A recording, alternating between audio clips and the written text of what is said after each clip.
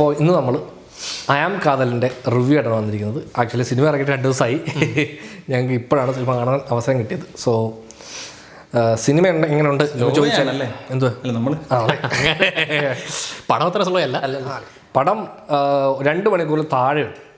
1:50 ഭയങ്കര സ്പീഡായിട്ട്. അത് first half around 50 മിനിറ്റോ ആക്ച്വലി. അതെ അതെ, ഭയങ്കര പെട്ടെന്നാണ് സിനിമ പോകുന്നത്. ഭയങ്കര എനിക്ക് പേഴ്സണലി ഇഷ്ടപ്പെട്ടു. നല്ല രസമുള്ളൊരു പടമായിരുന്നു. പക്ഷേ ഇത് പ്രേമലുവിന് മുമ്പ് ഇവർ ചെയ്ത ഫിലിമാണ്.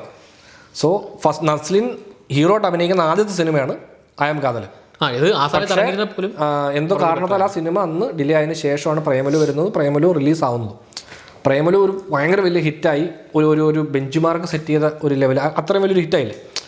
സോ അതിന് ശേഷം ഈ സിനിമ വരുമ്പോൾ ആൾക്കാർ ഒരുപാട് പേർക്ക് അത് അറിയത്തില്ല. അപ്പോൾ അവർ കാണാൻ ചെല്ലുമ്പോൾ അവർ ശ്രദ്ധിക്കുന്നത് ഇത് അതിന് ശേഷം വരുന്നൊരു സിനിമയായിട്ടാണ് അതിനെ കാണുന്നത്. അപ്പോൾ അങ്ങനെ കാണുന്നതുകൊണ്ടായിരിക്കും തോന്നുന്നു കുറച്ച് പേർക്കത് ഇതൊരു നോർമൽ പടമാണല്ലോ എന്ന് തോന്നുന്നത്. എനിക്കത് അങ്ങനെയല്ല, ഇത് കുറച്ച് ഇതിനൊരു പഴക്കം ഉണ്ടെന്നുള്ളൊരു ഫീല് നമുക്ക് ഉണ്ടാവും. അല്ല, എനിക്കും കണ്ടപ്പോൾ എല്ലാ ഡിപ്പാർട്ട്മെൻറ്റും നമ്മളിങ്ങനെ ഫസ്റ്റ് പടം സെക്കൻഡ് പടം എന്ന് പറയുമ്പോൾ ഒരാൾ ഇമ്പ്രൂവ് ആയി വരുന്ന എല്ലാവരുടെയും കുറച്ച് മുമ്പിലത്തെ സിനിമ പോലെ തോന്നും. എല്ലാ ഡിപ്പാർട്ട്മെൻറ്റും, ഇപ്പോൾ ഡയറക്ഷൻ ആയാലും റൈറ്റിംഗ് ആയാലും എല്ലാ ഡിപ്പാർട്ട്മെൻറ്റിലും ഒരു ഇത് കഴിഞ്ഞിട്ട് ഇവർ തെളിഞ്ഞല്ലോ എന്നുള്ള സെറ്റപ്പാണ്. അപ്പോൾ പ്രേമലൊക്കെ കാണുമ്പോൾ കുറേ കൂടെ ഒരു കളർഫുള്ളും സ്കെയിലും എല്ലാം കൂടെ വരുന്നത്.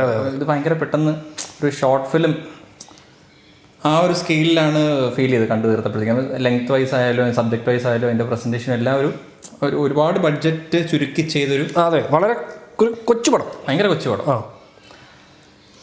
പിന്നെ നമുക്ക് കുറച്ചുകൂടെ ഇത് നേരത്തെ ഉള്ള പടമാണെന്നും ഇത് കുറച്ച് അങ്ങനെ അറിയാവുന്നതുകൊണ്ട് നമ്മൾ ആ ഒരു രീതി കാണാം. പക്ഷേ ഒരു നോർമൽ ഓഡിയൻസ് ചിലപ്പം അങ്ങനെ ആയിരിക്കത്തില്ല, അങ്ങനെ ആയിരിക്കും കാണുന്നത്. അപ്പോൾ അവർ നോക്കുമ്പോൾ ഇത് പ്രേമലു കഴിഞ്ഞിട്ട് വരുന്ന സിനിമയാണല്ലോ, അത്ര ഇല്ലല്ലോ, പ്രേമലിൻ്റെ അത്ര ഇല്ലല്ലോ എന്ന് പറയാം. പക്ഷേ ശരിക്കും ഇത് കറക്റ്റ് മറ്റേതുപോലെ ഇതിന് തൊട്ട് മുമ്പ് വന്നിരുന്നെങ്കിൽ ഇവരുടെ വളർച്ച നമുക്ക് ഭയങ്കര എവിഡൻ്റ് ആയിട്ട് കാണാൻ പറ്റും. അതായത് ഇത് കുറെ കൂടെ പുള്ളിയുടെ ഒരു ഫസ്റ്റ് പടം ലൈനായിട്ടാണ് ഫീൽ ചെയ്തത്.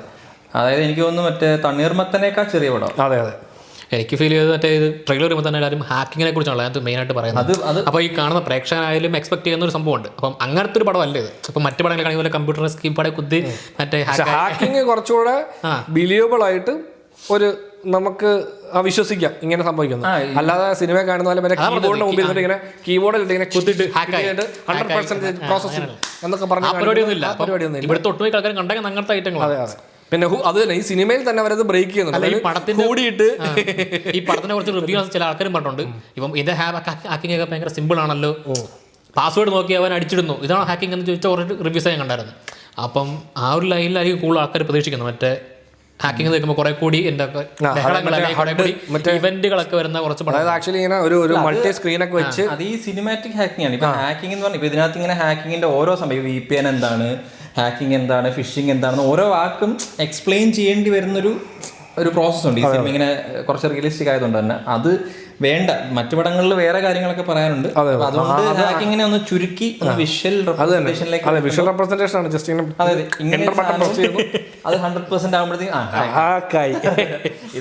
ഇതങ്ങനല്ല. ഇത് കുറച്ചുകൂടെ സ്റ്റെപ്പ് ബൈ സ്റ്റെപ്പ് ആയിട്ട് ഇങ്ങനെ ഓരോ സീനും എന്ന് പറഞ്ഞാൽ ഈ ഹാക്കിങ്ങിന്റെ പ്രോസസ്സിനെ എക്സ്പ്ലെയിൻ ചെയ്യുന്നതാണ് ഒരു സീൻ തന്നെ. എടാ ഇത് ഇങ്ങനെയാണ് VPN അങ്ങനെ ചെയ്ത് അങ്ങനെ ഓരോ സീനിലും എക്സ്പ്ലെയിൻ ചെയ്യണം.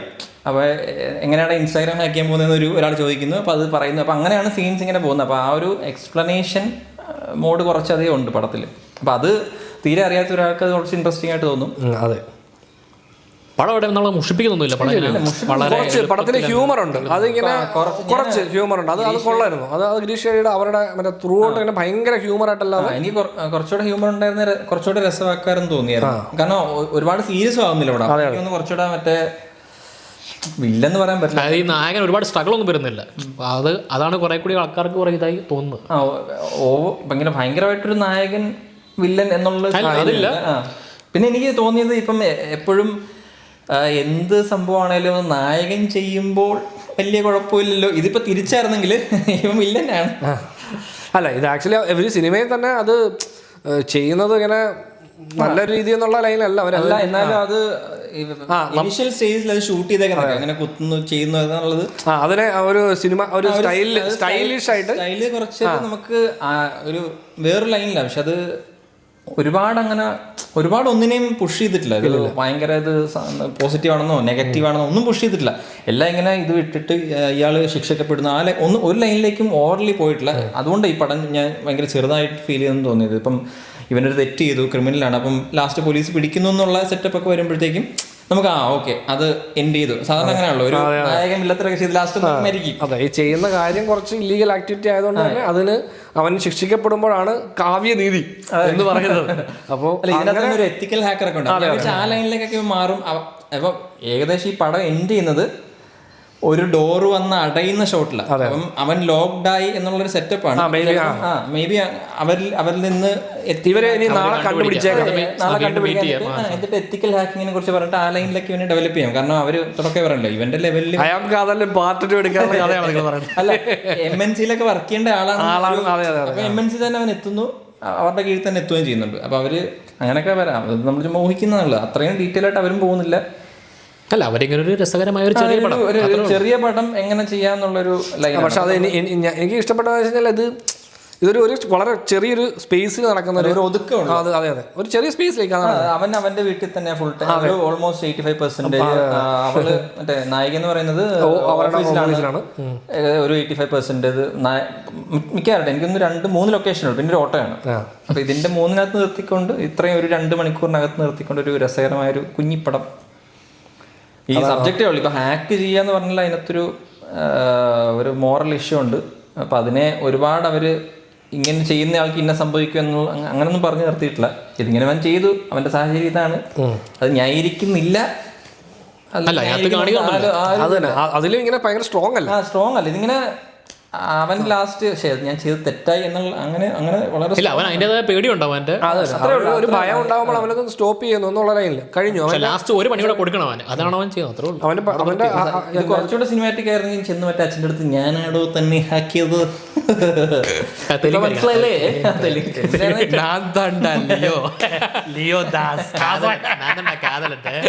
അതുപോലെ പറഞ്ഞിട്ടല്ലേ ആശുപത്രി കിടക്കുമ്പോഴത്തേക്ക് ഇപ്പൊ മനസ്സിലായില്ലടാ. അയ്യോ, ആ ലെവലിലൊന്നും ഇവര് പോയിട്ടില്ല. ഇവര് ഭയങ്കര പടം തുടങ്ങുന്ന തന്നെ ഐ നോ ഇറ്റ്സ് യു എന്ന് പറഞ്ഞാണ്. പിന്നെന്തോ പടം തുടങ്ങും അത് തന്നെ, അതിങ്ങനെ അത് മറ്റേ on internet nobody knows your dog അത് തന്നെ. പിന്നെ ആക്ച്വലി ഇതിൽ അഭിനയിച്ചിരിക്കുന്ന ആൾക്കാർ എന്താ പറയാ, ഒരു ഇതിന്റെ റൈറ്റർ ആക്ച്വലി സജിൻ ചെറുകയിൽ, അതായത് പുള്ളി നമ്മുടെ തണ്ണീർമത്തനിലുണ്ടായിരുന്നു, സൂപ്പർ ശരണിലുണ്ടായിരുന്നു, ഗിരിഷയുടെ എല്ലാ സിനിമയിലുണ്ടായിരുന്നു, പ്രേമലുവില്ലല്ലേ. പിന്നെ ഇതില് ആക്ടിങ്ങും ത്രൂ ഔട്ട് ഡീസന്റ് ആയിരുന്നു. എനിക്ക് ഇഷ്ടപ്പെട്ട ഒരു ഇച്ചിരി രസമുള്ള സീൻ എന്ന് പറഞ്ഞാൽ ഓഫീസിൽ വന്നിരിക്കുമ്പോൾ അച്ഛനായിട്ടുള്ള സീൻ. അത് കുറച്ചൊരു നായികയുടെ അച്ഛൻ പേടിപ്പിക്കുന്ന ഒരു സീനുണ്ട്. അത് കുറച്ച് രസമായിട്ട് അത് ഷൂട്ട് ചെയ്തിട്ടുണ്ട്. ബാക്കിയെല്ലാം കുറച്ച് നോർമൽ ഡയലോഗ്സ് പോകുന്ന പോലെയായിരുന്നു. ഈ ആക്ടേഴ്സിന്റെ കാര്യം പറഞ്ഞപ്പോൾ തന്നെ അതിൽ കിരൺ ജോഷി, അത് ആക്ച്വലി പുള്ളി നമ്മുടെ പ്രേമലുവിന്റെ കോ റൈറ്ററാണ്. അപ്പോൾ പുള്ളി ആക്ച്വലി ഇതിൽ ജിൻസ് എന്ന് പറഞ്ഞ ക്യാരക്ടറാണ്. രസം ഉണ്ടായിരുന്നു പുള്ളിയുടെ. കുറച്ച് ചെറിയ റോളാണ് പുള്ളി ആ ഓഫീസിലെ. പുള്ളിക്കുള്ള എല്ലാ ഡയലോഗും ഇച്ചിരി അതിൽ നിന്ന് കുറച്ച് ഹ്യൂമർ ഉണ്ടായിരുന്നു. അതെ അത് കുറച്ച് രസം ഉണ്ടായിരുന്നു പുള്ളി ചെയ്തത് അങ്ങനെ കാണാൻ. പിന്നെ മറ്റേ വിനീത് വാസുദേവൻ അല്ലേ, പുള്ളി ഉണ്ടായിരുന്നു. വിനീത് വിശ്വം. പിന്നെ നായികയായിട്ട് അഭിനയിച്ച പെൺകുട്ടിയുടെ പേര് അനിഷ്മ, അതായത് പൂവൻ സിനിമയിൽ അഭിനയിച്ചിട്ടുണ്ടായിരുന്നു. ഈ സജിൻ ചെറിയലിന്റെ പേരായിട്ട് പൂവൻ സിനിമയിൽ അഭിനയിച്ച ഈ കൊച്ചു. പൂവൻ ഞാൻ കണ്ടില്ല. അപ്പോൾ എല്ലാവരും ഭയങ്കര ഡീസന്റ് പെർഫോമൻസ്. അങ്ങനെ പിന്നെ എനിക്ക് ഡയലോഗ്സ് ഒക്കെ കുറച്ചുകൂടെ രസകരമാക്കാന്നുള്ള അങ്ങനെയൊക്കെ തോന്നിയായിരുന്നു. മറ്റേ പ്രത്യേകിച്ച് നമ്മുടെ ദിലീഷ് പോത്തൻ ഡയലോഗ് ഭയങ്കര ജനറിക് സംഭവമാണ്. ഒരു അങ്ങനെ എടുത്തു പറയത്തക്ക പ്രത്യേകിച്ചൊന്നും അങ്ങനെ തോന്നിയില്ലായിരുന്നു. നീറ്റാണ്, എന്നാലും കുറച്ചും കൂടെ ഒന്ന് അതായത് ഈ പ്രേമല് വരെ നിൽക്കുമ്പോഴത്തേക്കും അത് കഴിഞ്ഞിട്ട് വരുന്നുണ്ട്. അതിനകത്ത് കുറച്ചുകൂടെ ഓരോ സ്ഥലത്തും. അതെ, ഇവിടെ ഈ സിനിമ ചെയ്തിട്ട് ഇതിൽ നിന്ന് നമ്മൾ എന്ത് പഠിക്കുന്നു എന്നുള്ളത് അടുത്ത സിനിമയിൽ അപ്ലൈ ചെയ്യണം. ഈ സിനിമയിൽ ഞാൻ എന്തൊക്കെ മിസ്റ്റേക്ക് ഉണ്ടാക്കുന്നു എന്നുള്ളത് അത് അടുത്ത സിനിമയിൽ കറക്റ്റ് ചെയ്യാന്നുള്ളത്. അപ്പോൾ അതുകൊണ്ട് ഈ കയാം കാതലിന് പുള്ളി ഗിരീഷ് എന്ന സംവിധാനം എന്തൊക്കെ പുള്ളിക്ക് വർക്കാവാതെ തോന്നിയിട്ടുണ്ടോ, അല്ലെങ്കിൽ പുള്ളി മിസ്റ്റേക്കായിട്ട് തോന്നിയിട്ടുണ്ടോ, അതെല്ലാം പുള്ളി കറക്റ്റ് ആയിട്ടായിരിക്കണം പ്രേമലുവിൽ ചെയ്തിരിക്കുന്നത്. സോ അതാണ് ഈ എന്താ പറയുക, ഈ സിനിമ തമ്മിലുള്ള ഭയങ്കര വ്യത്യാസം നമുക്ക് ഫീൽ ചെയ്യുന്നത്. ഒരുപാട് സമയത്ത് ഷൂട്ട് ചെയ്ത് എനിക്ക് തോന്നിയതാണെന്ന് അറിയില്ല. ഇപ്പം ചില സീക്വൻസസിൽ കുറച്ചുകൂടെ ഒരു ബഡ്ജറ്റുള്ളൊരു ക്യാമറ വെച്ച് ഷൂട്ട് ചെയ്ത പോലെയും ചില സീനുകളിൽ മറ്റേ കുറച്ചൊരു ഭയങ്കര മിനിമലിസ്റ്റിക് DSLR അല്ലെങ്കിൽ മിറർലെസ് പോലത്തെ ക്യാമറ, അതെ, ഇടയ്ക്ക് ഷോട്ട്സ് ഒക്കെ ഭയങ്കര ഷാർപ്പായിട്ടും ചില ഷോട്ട്സ് കുറച്ച് വൃത്തിയായിട്ട് ടൈം എടുത്ത് ഷൂട്ട് ചെയ്ത് മറ്റേ ആ സെർവർ ഇവരൊന്നും നോക്കത്തില്ല സെക്കൻഡ് ഹാഫിൽ. അങ്ങനത്തെ ഷോട്ട്സ് ഒക്കെ കുറച്ചധികം ക്വാളിറ്റി ലോസ് പോലെ. അപ്പം കുറച്ചധികം ടൈം എടുത്ത് എഡിറ്റിലും അങ്ങനെ കുറച്ച് ഫീൽ ചെയ്തായിരുന്നു. ചില ഷോർട്സ് ചില ഇനിഷ്യലി ഇപ്പൊ പടം തുടങ്ങുന്ന സമയത്ത് ടോൺ അങ്ങോട്ട് സെറ്റായി വരാൻ. അതെ, എനിക്ക് തോന്നുന്നു അറൗണ്ട് ഒരു 35 to 40 മിനിറ്റ് എത്തും ഈ ഇവന്റ്. ഒന്ന് ഇത് ആ ഒരു പ്രധാന എലമെന്റിലേക്ക് എത്തിക്കഴിഞ്ഞാലും അങ്ങനെ അങ്ങ് ഓടുന്നില്ല. കുറച്ചുകൂടി ഇൻട്രസ്റ്റിംഗ് ആവുന്ന. അതെ, അതായത് എനിക്ക് ഞാൻ ടൈം കറക്റ്റാണ് നോക്കി. അതായത് ആ ഓഫീസിൽ ആ ഒരു ഇൻസിഡന്റ് നടക്കുമല്ലോ, ദിനേശ് പോത്തനും ഇവരും തമ്മിലുള്ള. അപ്പോൾ ആ ഇവന്റ് നടക്കുന്നത് അറൗണ്ട് ഒരു 30-40 മിനിറ്റില്ല, 40ാമത്തെ മിനിറ്റിലാണ് ആ ഒരു ഇവന്റ് നടക്കുന്നത്. അവിടെ നിന്നാണ് ഈ ഇവന്റെ ക്യാരക്ടറിന്റെ അടുത്ത സ്റ്റേജ് വരുന്നത്. ആ സീനിൽ എത്താൻ ആ ടൈം എടുത്തത് അതൊന്നും കൂടെ തോന്നുന്നു. ആ സീൻ എനിക്ക് കുറച്ചുകൂടി ഇഷ്ടപ്പെട്ടു. അവിടെയാണ് കുറച്ചൊരു ഓക്കെ നമുക്കൊരു ടേൺ. അതിന് മുമ്പ് എന്ന് പറഞ്ഞാൽ ഒരു ചെറിയ റിജക്ഷന്റെ പേര് ആക്കിയാന്നൊക്കെ പറയുമ്പോൾ അതൊരു അതൊരു സോക്കുറവ് തോന്നിച്ചത്. ഭയങ്കര നെഗറ്റീവ് ആയി പോയി. ഇതൊരു അടി കിട്ടിയതിന്റെ ഒരു വാശിപ്പുറത്ത് ആ ഒരു പ്രായത്തിലുള്ള ഒരാൾ തല്ലാൻ പറ്റില്ല, നമുക്ക് പകരം അയാൾക്ക് എന്തെങ്കിലും ഒരു ഏജ് വളരെ ഇമ്പോർട്ടന്റ് ആണ്. ആ ഒരു ഏജിൽ അങ്ങനെ ചെയ്യുന്ന ഭയങ്കര ക്രിമിനൽ എന്നൊരു മെന്റാലിറ്റി നമുക്ക് വരത്തില്ല. അവൻ ആ വാശിപ്പുറത്ത് ചെയ്തു. അതെ, അവനും അത്രയേ കണക്കാക്കുന്നുള്ളൂ, ഇവരെ തകർക്കണം എന്നുള്ളതല്ല. അതെ, അവന് അത് തന്നെ. ഇപ്പൊ അവിടെയാണ് നമ്മളിപ്പോ ഈ സിനിമയിൽ ഈ ക്യാരക്ടർ ചെയ്യുന്നത് തെറ്റാണെങ്കിലും അതിനെ ഒരു അതിന്റെ ഉദ്ദേശമാണ് നമ്മൾ കൺസിഡർ ചെയ്യണം. അതായത് ഒരു തെറ്റ് ചെയ്തു എന്ന് പറഞ്ഞാൽ ഇമ്മീഡിയറ്റ് ഒരു സാധനമല്ലല്ലോ. അതായത് അവൻ അങ്ങനെ ചെയ്തു ഈസ് ഈക്വൽ ടു അവൻ അങ്ങനെ ആ ലൈനിലല്ലാതെ എന്താണ് ആ ഒരു സാഹചര്യം.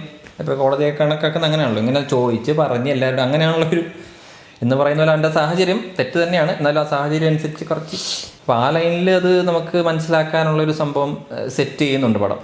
അങ്ങനെ ഭയങ്കരമായിട്ട് അവനോട് വെറുപ്പും തോന്നത്തില്ല.